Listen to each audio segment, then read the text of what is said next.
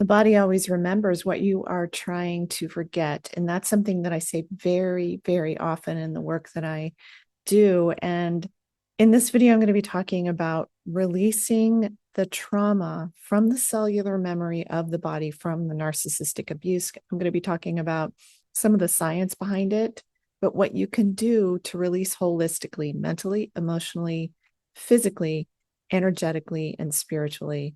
Because, hey, that is all one thing.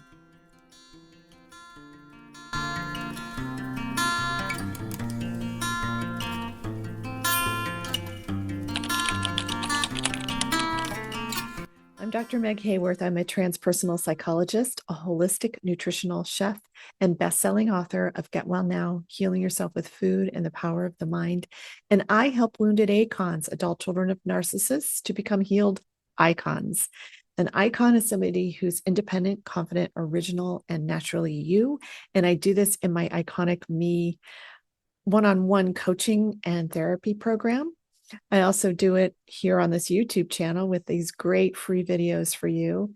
And I am the host of the Toxic Parent Recovery Summit. And I have online courses on faculty through the Shift Network and also on my website at meghaworth.com. All right, so let's get to this. How do we release narcissistic abuse? How do we release the energy from the cells of our bodies? Like, whoa, what a concept. I know when I first heard of this concept, I was like blown away. I'm like, what? Actually, at first I was very skeptical, honestly. I was like, this doesn't make sense. I don't know what they're talking about here. But I decided to explore it because I was so sick. There were times I could not get out of bed for weeks at a time. I would be on painkillers and muscle relaxers and 9 different meds, including depression meds, because I had chronic depression. I had irritable bowel syndrome, migraines, chronic infections in the throat and the ears, the lungs.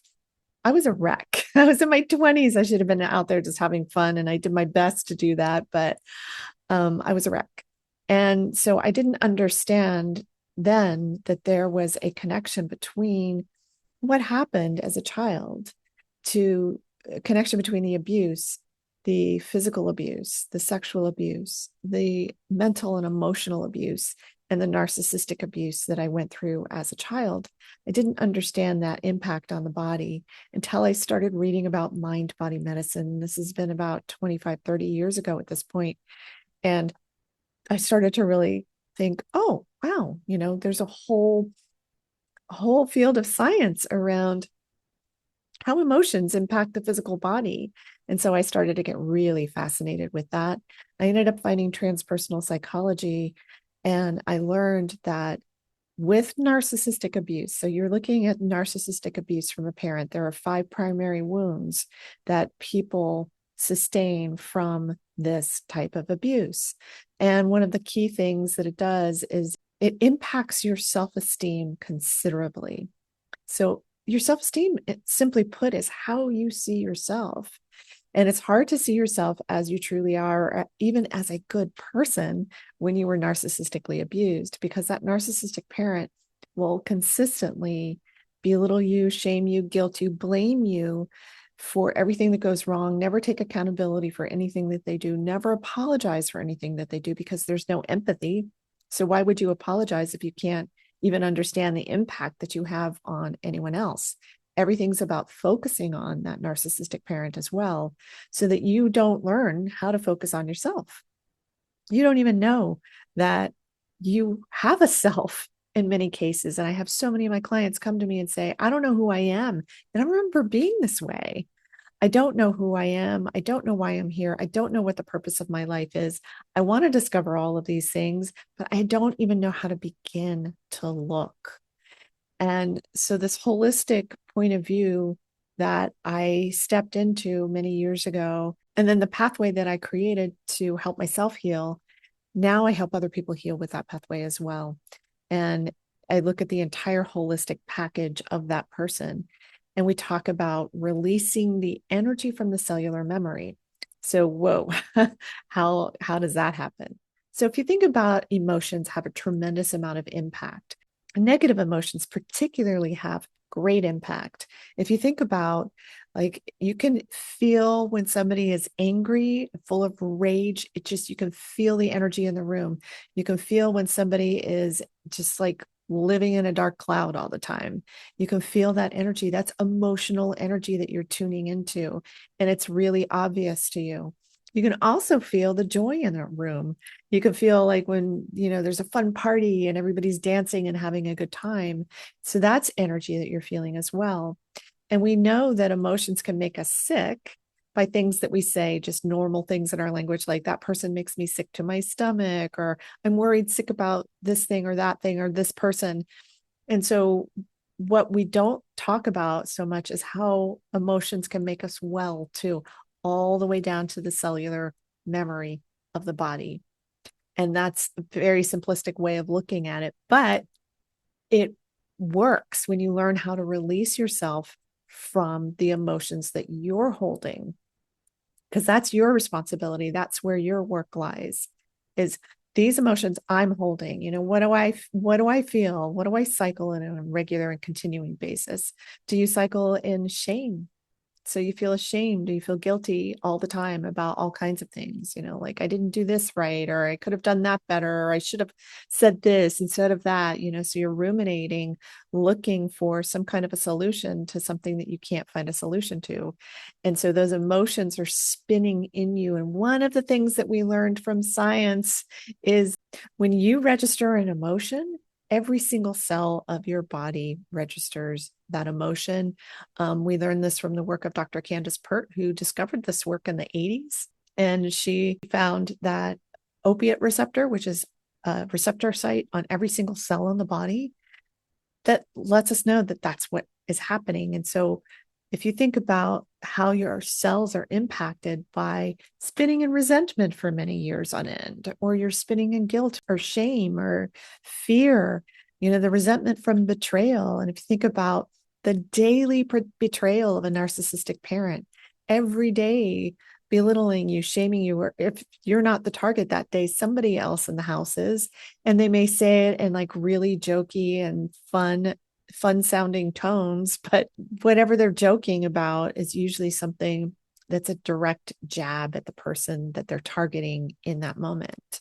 And quite often it's the other parent, or someone else in the family system. So you look at the toxicity that could create in a family system: the belittling, the shaming, the dismissing, the guilting, never taking responsibility for anything that they do, blame shifting, like all these different manipulation tactics, and how that can impact you emotionally speaking, how you will cycle in anger and rage and hatred. You will hate your narcissistic parent and you'll feel bad about that. So then the guilt and the shame come up. So if you think about, you're swimming in those emotions, the ones they're throwing onto you, and then the ones that you're reacting with quite naturally. I mean, it's quite natural to feel hatred towards your narcissistic parent for the way that they're treating you and other people in the family system. And even the waiter or, the person at the drugstore, just how they can just light into people and be incredibly abusive for the smallest of things. And to even be that way at all, and how that impacts you and the cellular memory of your body. Now, your body's holding those memories, and we know this from somatic therapies. Soma means body, and you'll feel that guilt and the shame. If you start to really look at, okay, right now I'm spinning in guilt, I'm feeling terrible at the moment. You can scan your body and look at, where are you holding it? Where are you feeling it the most? And maybe you're feeling it in your stomach, and wow, you have digestive issues too. So start to connect your emotions, your negative emotions, and how those are draining your system, draining your body. You start making those connections, and then you can do something about that. And so somatic therapies are one of the ways that you can actually release the energy that you're holding in your body from that traumatic experience. So if you think about the draining effect of emotions over time, and I talk about it through the energy system, that animating force in your body, it's the only thing you cannot live without, is your energy. It's the thing you come into this world with and you leave this world with. And so while you're here, you can take care of it.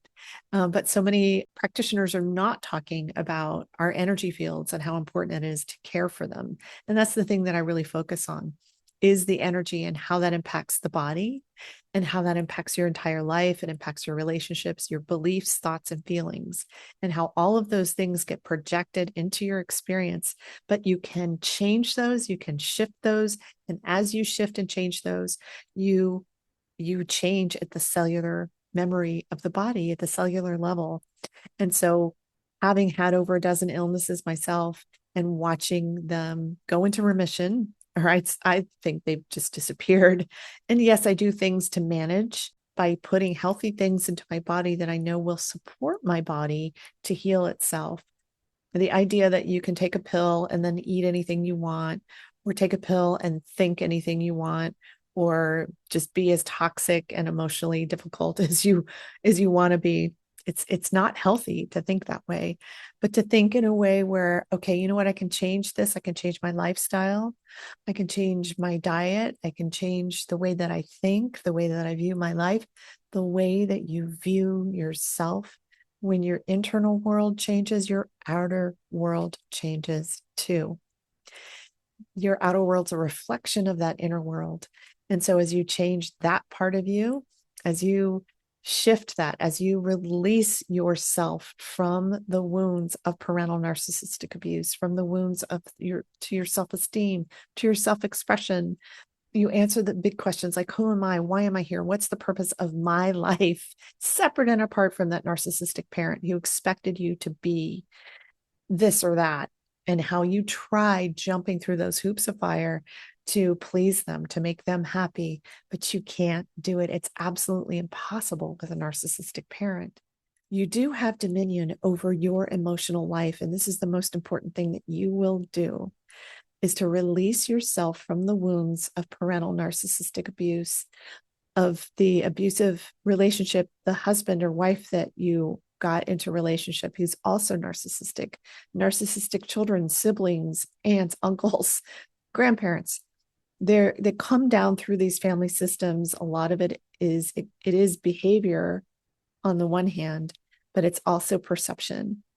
And the way I look at it is, a person with the disorder has decided at some point, usually very, very young, where they're emotionally stunted at about 1, 2 years, maybe 3 years tops, probably 2 years old.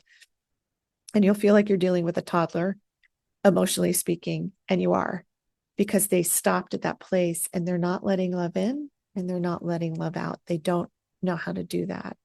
They refuse to do that. It's too painful, too scary. And so now their perception is completely shifted to one that lacks empathy, one that uses manipulation to get what they want, and stays in that emotionally reactive place where they use 6 major emotions to control everybody around them: the guilt, the shame. It's a shame-driven disorder, the anger, rage, and jealousy and envy. So those emotions, they use those to control everybody around them. And it's all about control at the end of the day for a narcissistic person. So if you think about how that's impacted you and the need to release yourself from all of those things, because you can, as an adult, do this. Many of the people who come to me in their 50s, 60s, 40s, 50s, 60s, because they've woken up and they're finally seeing like, wow, I totally had a massive con job from my own parent. So if this stuff is resonating with you, if you can really relate to what I'm saying, please go ahead and like this video so that more people get to see it.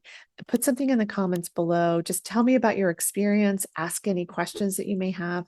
I'd love to hear from you. Also on videos that you would love for me to record, because I'm always looking for video ideas. And you can find me on the web at meghaworth.com. And you can also book a free consultation with me if this resonates with you and you're interested in working with me or learning more about the different things that I have to offer. You can book that free consultation with me. The links are in the description in the comments below. You can go to meghaworth.com, meghaworth.com. And then you can take my online course, which is a great intro into the work that I do, which is very specific, and no one else in the world is doing this kind of work. And you can find that at Healing the 5 Primary Wounds of Parental Narcissistic Abuse. You can find that on my website. All right. Well, thanks for watching. I hope this information has really helped you to understand yourself more deeply and has made you go, wow, I need to really take care of myself. I need to put myself first and my healing first. I hope that if you've gotten that message, then I've done my work today. So thank you so much for watching this video. And I hope this information will help you get well now.